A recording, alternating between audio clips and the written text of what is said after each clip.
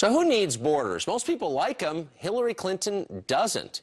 The former Secretary of State reportedly telling a Brazilian bank in a 2013 paid speech exposed by Wikileaks that, quote, "My dream is a hemispheric common market with open trade and open borders sometime in the future with energy that's as green and sustainable as we can get it, powering growth and opportunity for every person in the hemisphere." So what exactly would Hillary's world without borders look like? Let's bring in Steve Hilton. He's the former Director of Strategy for British Prime Minister David Cameron and the CEO of CrowdPack and someone who's thought a lot about this. Steve, it's great to see you this morning. Hi, Tucker. You know, when I heard this, I just thought this is the most fantastically stupid idea.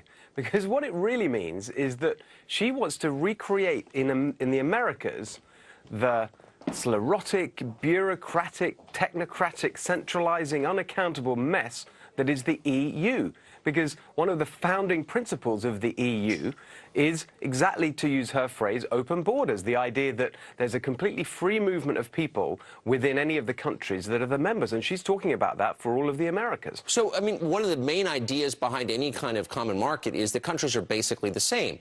And it's one thing if you're yoking, I don't know, Liechtenstein to Belgium. But if you're saying that the United States has everything in common with, say, Guatemala or El Salvador or Uruguay, that's insane, because it's just not true.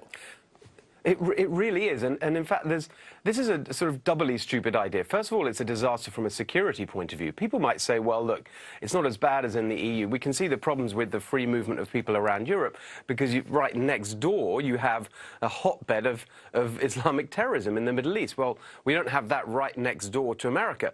But if you have open borders within a hemisphere, what that means is that your borders are only as strong as the weakest link. So anyone could show up in Venezuela and then freely travel into the US. Right. But it's also a disaster economically because what it means is that when you're putting together countries, exactly as you said, that are so different, and from an economic point of view, you know what's going to happen. People are going to want to move very naturally from the poorer countries to the richer ones, which means that all of the movement is going to be in one direction towards America. Right, and these are countries with literally the highest murder rates in the world in a lot of cases. Here's what I'm struck by. This is supposed to be a democracy. Our big policy changes ought to reflect the will of the majority. Do you think anywhere close to a majority of Americans support something like this? I can't imagine that even a tiny minority supports something like this. Now, I don't think that this is something that you could, in all fairness, put forward as her policy plan, but it reveals her thinking. It shows her attitudes. And I think that is the disturbing thing about this, because even though she might not literally implement this exact plan, that means that her attitude towards borders generally, towards America's security and her economy, are all headed in the wrong direction. And towards, as I said, the kind of disaster economically that we're now seeing happen in the EU. Such a smart and clear summation.